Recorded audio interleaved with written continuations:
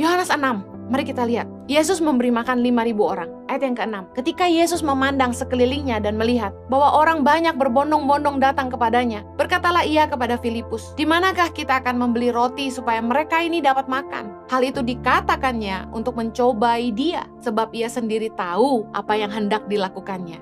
Ayat ke-7. Jawab Filipus kepadanya, "Roti seharga 200 dinar tidak akan cukup untuk mereka ini, sekalipun masing-masing mendapat sepotong kecil saja." Seorang dari murid-muridnya, yaitu Andreas, saudara Simon Petrus, berkata kepadanya, "Di sini ada seorang anak yang mempunyai 5 roti jelai dan 2 ikan. Tapi apakah artinya untuk orang sebanyak ini?" Ayat 10, kata Yesus, "Suruhlah orang-orang itu duduk. Adapun di tempat itu banyak rumput." Maka duduklah orang-orang itu, kira-kira 5.000 laki-laki banyaknya. Lalu Yesus mengambil roti itu, mengucap syukur, dan membagi-bagikannya kepada mereka yang duduk di situ. Demikian juga dibuatnya dengan ikan-ikan itu, sebanyak yang mereka kehendaki. Dan setelah mereka kenyang, ia berkata kepada murid-muridnya, "Kumpulkanlah potongan-potongan yang lebih supaya tidak ada yang terbuang." Maka mereka pun mengumpulkannya dan mengisi 12 bakul penuh dengan potongan-potongan dari kelima roti jelai yang lebih setelah orang makan. Luar biasa. Saya melihat bagaimana Yesus itu punya balas kasihan buat jiwa-jiwa dan tidak berhitung untung rugi. Sementara Filipus, muridnya, sama seperti reaksi kita.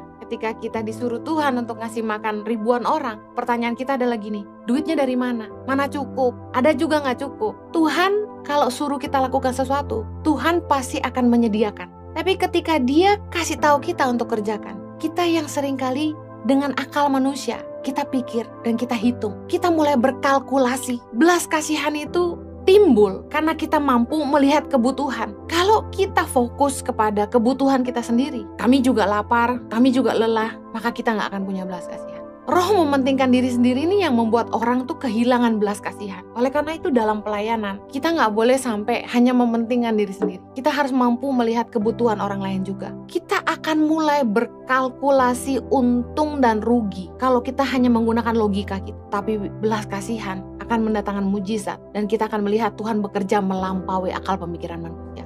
Saya melihat dengan mata sendiri bagaimana belas kasihan akan jiwa-jiwa itu mengundang mujizat datang dalam hidup kita. Kami melihat penyertaan Tuhan yang begitu luar biasa dan mengagumkan. Waktu kita bisa merasakan urgensi untuk menjawab kebutuhan, entah bagaimana ada kekuatan yang Tuhan berikan untuk mengerjakannya. Saya sama Jojo begitu lelah melayani kemana-mana, tapi kami kayak lupa, gak rasa lelah. Tiba-tiba sudah semakin tua, dan hari ini kami melihat bagaimana Tuhan setia. Tuhan menyertai pelayanan kami, gak pernah tinggalkan kami.